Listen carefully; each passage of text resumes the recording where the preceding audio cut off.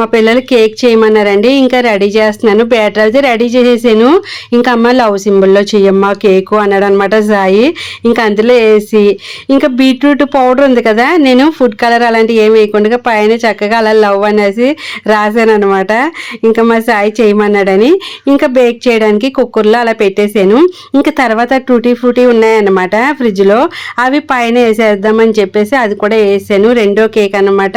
ఇది స్క్వేర్ టైప్లో ఉండేది. ఇంకా మూడోది కూడా కేక్ చేశానండి. అది కూడా కొంచెం బెటర్, మూడిట్లకి చేశాను అనమాట. మరీ సగానికి వేయకుండా తక్కువ వేసాను. ఇంకా బీట్రూట్ తురుము ఉంది కదండి, క్యారెట్ తురుము బీట్రూట్ తురుము ఆల్రెడీ నేను ఎండబెట్టేశాను కదా, అవి ఏం చేశానంటే పైన సగం ఇది సగం అది వేసి చేశాను అనమాట. కొన్ని జీడిపప్పులు కూడా వేసాను పైన. చాలా బాగా వచ్చినాయి కేకులు అయితే సూపర్గానే.